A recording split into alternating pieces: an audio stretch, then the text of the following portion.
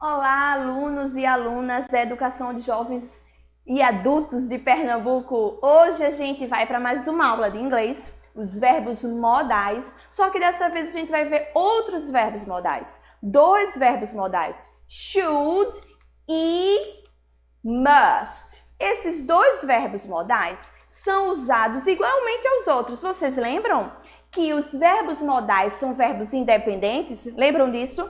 Que eles não precisam de auxiliares na construção de suas frases? Pois é. Por que eles não precisam? Porque eles não precisam, porque eles são verbos totalmente independentes. E o que é que a gente faz, professora, para construir essas frases? A gente pega lá o pronome, ou o nome da pessoa, a gente pega o verbo modal e o complemento da frase, beleza? Se a frase for negativa, o que é que eu faço? Apenas acrescento o not nessa estrutura inicial aí que eu falei para vocês. E se a frase é interrogativa, o que é que eu faço? Eu troco lá a posição do verbo modal com o pronome, somente isso. Mas vamos se jogar agora no significado dos verbos modais que a gente vai ver nesta aula, que são must e should. Vamos começar por should? Dá uma olhadinha aí nos slides. A gente vai usar should quando a gente quiser dar um conselho, quando a gente quiser sugerir que alguém faça alguma coisa. Olha aqui. You are tired. You should go to bed. Você está cansado, você deve ir para a cama. You should rest for a while. You have been working all day. Você deveria descansar um pouquinho, você tem trabalhado o dia todo. Então, aí eu usei nessas duas frases o modal should para dar um conselho àquela pessoa, tá? Para sugerir que ela fizesse determinada coisa, beleza? Olharam nos exemplos que eu usei apenas justamente o que eu falei a vocês, o pronome you, o modal should e o verbo com o complemento. Observem isso aí direitinho, porque não precisa de mais nada, ok? Vamos para os próximos exemplos. A gente também pode usar should para utilizar o verbo quando a gente quiser pedir a opinião de alguém. Então, eu posso usar should para dar um conselho, ou eu também posso usar should para pedir esse conselho, para pedir essa opinião, ok? Então, olha aí o exemplo. Should I stay or should I go? Eu devo ir ou eu devo ficar? Should I tell her? Devo contar para ela?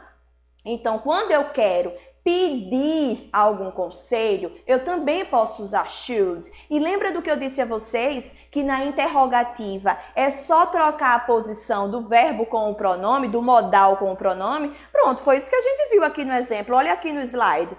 Olha, should começa a frase, depois vem o pronome, depois o verbo e o complemento, beleza? E a negativa, Lívia, como é que eu faço essas frases negativas? É só acrescentar o not, também como eu falei antes. Só que existe a forma contraída, né? Que é muito mais usada nas conversas, nessas conversas informais, na internet, não é isso? Quando a gente assiste o filme, meu Deus, não estou entendendo nada. É porque eles usam bastante a forma contraída, que é a forma do dia a dia mesmo. Então vamos aprender para entender quando eles falarem lá nas séries e nos filmes? Dá uma olhada aqui nos slides. Para fazer forma negativa de should, é só juntar ele com not. Quando eu quiser fazer da forma contraída, eu faço shouldn't, ok? Então, olha o exemplo. You shouldn't do this. Você não deveria ter feito isso, não.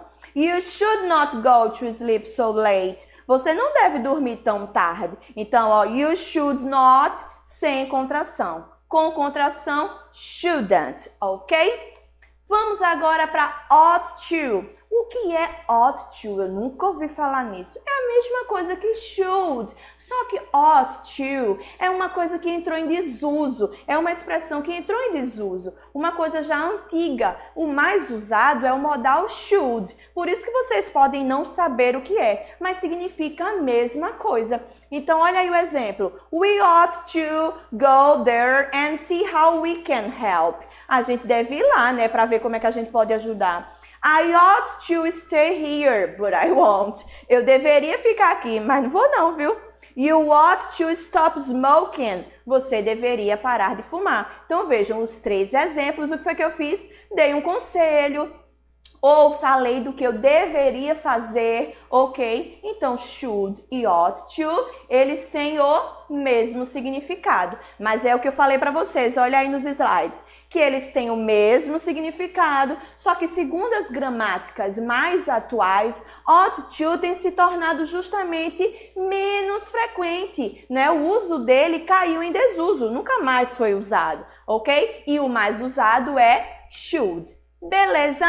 Vamos para must, né? A gente estava falando do que deveria, do que não deveria. Must agora vai chegar como obrigação, ok? Must e have to, que são os próximos modais que a gente vai ver agora, eles falam de obligation, de obrigação, coisas que nós somos obrigados a fazer. Mas também tem um diferencial aí entre eles. Vamos ver qual é. Vamos começar por must. Olha aí nos slides.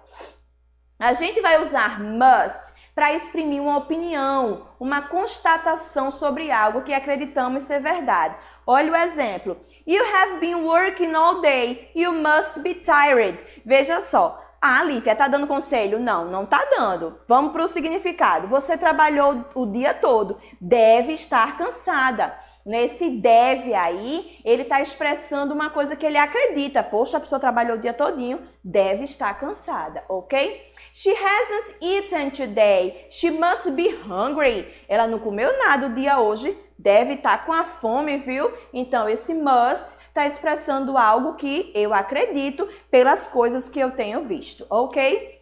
Além disso, must também vai ser utilizado com o sentido de obrigação, como eu falei no início para vocês, parecido com have to. Vamos olhar os exemplos no slide. You must call your mom. She is waiting for it. Então, você deve ligar para sua mãe, ela está esperando por isso.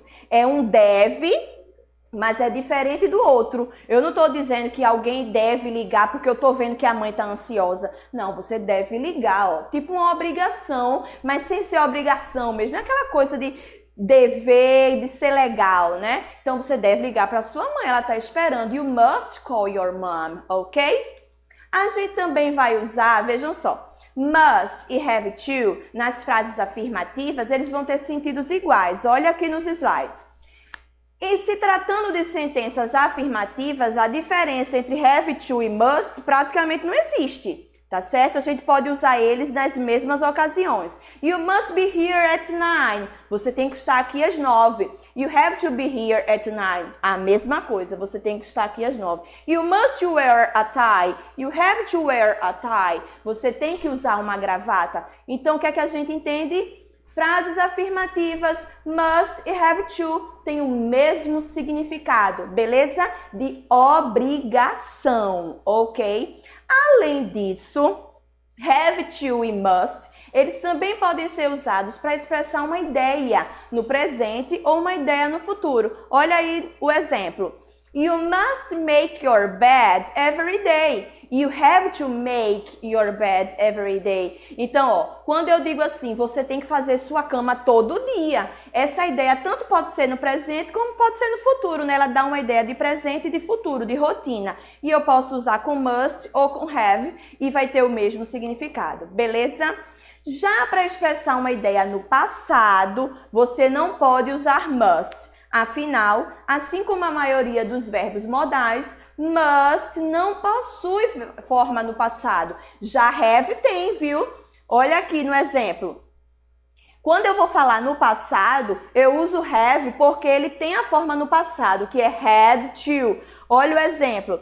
You had to wear a tie. Você deveria usar uma gravata. We had to stay there for a while. Nós deveríamos esperar aqui por um momento, ok? Então, sempre que precisar falar de um dever no passado, usa had to, que é a forma adequada, beleza?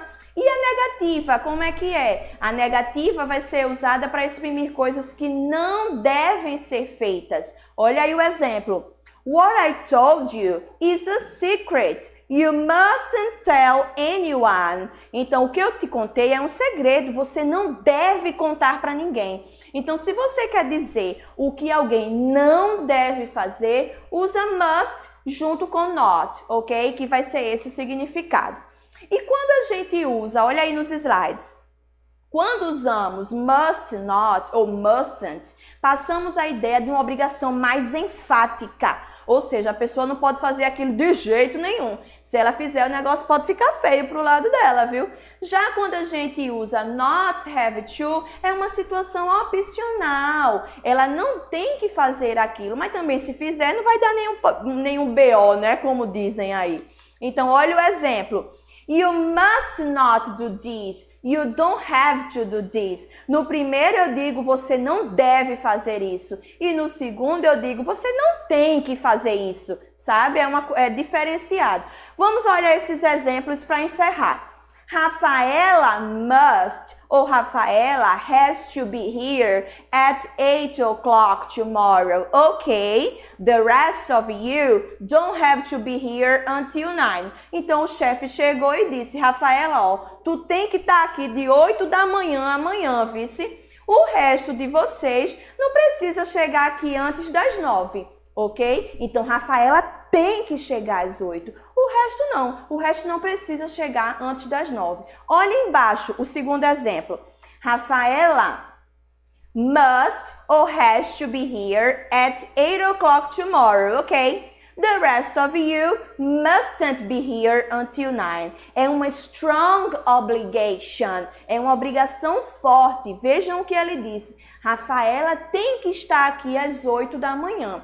E o resto de vocês não estejam aqui até as 9. Entenderam? Então, quando eu uso must com not, é uma obrigação forte. Beleza? Pronto, gente. Por hoje é só. Espero que vocês tenham entendido. Qualquer coisa, volta esse vídeo, dá pausa, pesquisa lá, dá aquela googlada. Não desiste de você. Estuda, investe em você. Você vale a pena, ok? Thank you very much. See you. Bye bye.